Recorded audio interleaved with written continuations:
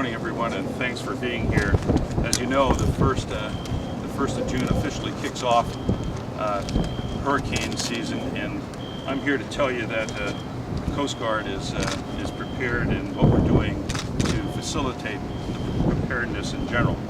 So just for the record, I'm Rear Admiral Dave Coco. I'm the commander of Coast Guard District 7. And I'm here to announce the reestablishment of the Coastal Warning Display Program. We'll talk to you a little bit about hurricane preparedness and Coast Guard preparedness in general. The Coastal Warning Display Program was discontinued back in 1989. It's being reestablished today to provide a visual reminder that it's time to take personal action to ensure individual safety when it comes to threatening weather. The program involves the hoisting of display flags, much like you see in the background, to warn of small craft advisories and to warn when threatening weather is approaching. Like I said, small craft advisories, gale warnings, storm warnings, and hurricane warnings. The Coastal Warning Display Program, just to be clear, does not replace any other warning system, but serves as a way to enhance public awareness of weather conditions.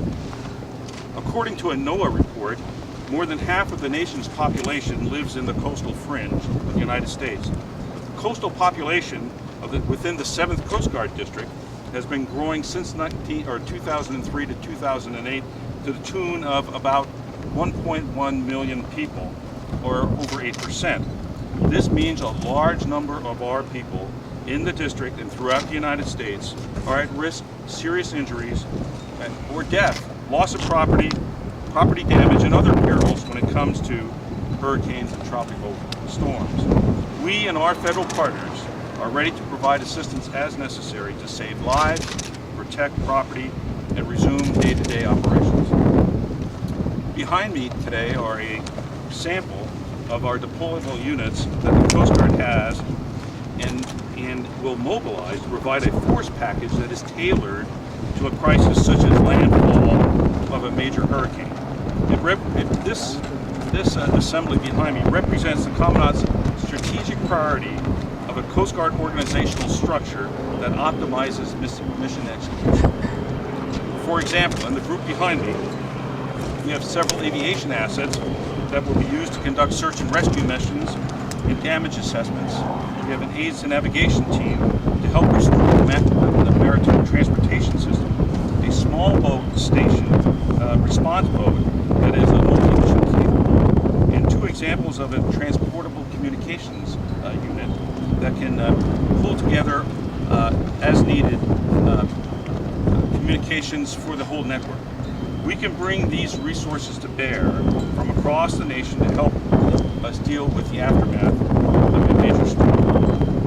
As hurricanes approach, the Coast Guard takes measures to ensure that our people and assets are moved out of harm's way so that we can move in immediately after the storm passes. We also conduct extensive pre-storm flight to meet mariners, to reach them and tell them that an approaching storm is in the way and they need to take action. We help ports take measures to beat the storm and to allow for faster restoration of the maritime transportation system. Finally, preparedness is the cornerstone of Coast Guard readiness. Coast Guard readiness is the cornerstone, like I said, of national maritime preparedness. We are prepared to continue building upon the long traditions of protecting lives, property, and the environment. We have exercised our plans and continually reevaluate our plans to best execute the missions. Just as we have made sure our personnel and equipment are ready for this hurricane season, we need people, especially the people here in Florida, to make sure that they are ready as well.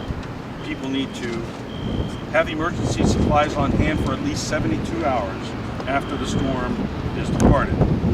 Evacuate when directed. Remove small boats from the water. Secure trailers. Boats.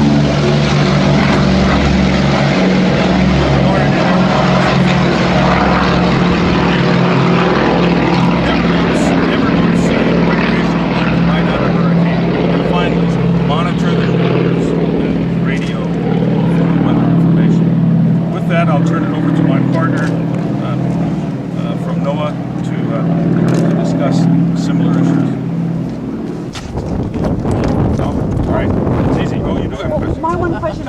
also, the coastal warning program, Yep.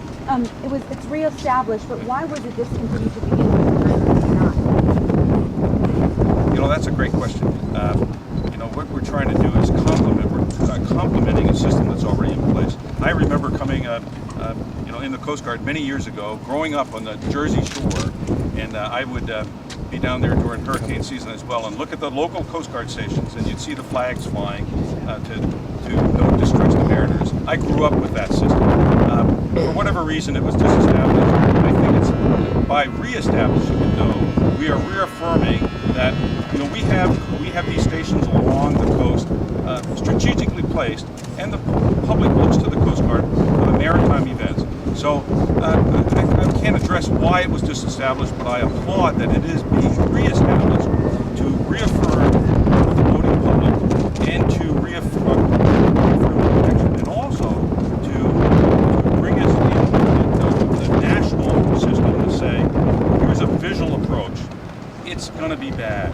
People look to the Coast Guard maritime advice, and this is just one small way to contribute to what we're doing. Now, what we're really looking at is the assets we bring to bear and our partners that work with us through this system to make it complete. So, I don't know why it was disestablished, but I can tell you, I think it's a great, great way of reestablishing our commitment to the national effort. Does no one have any airborne?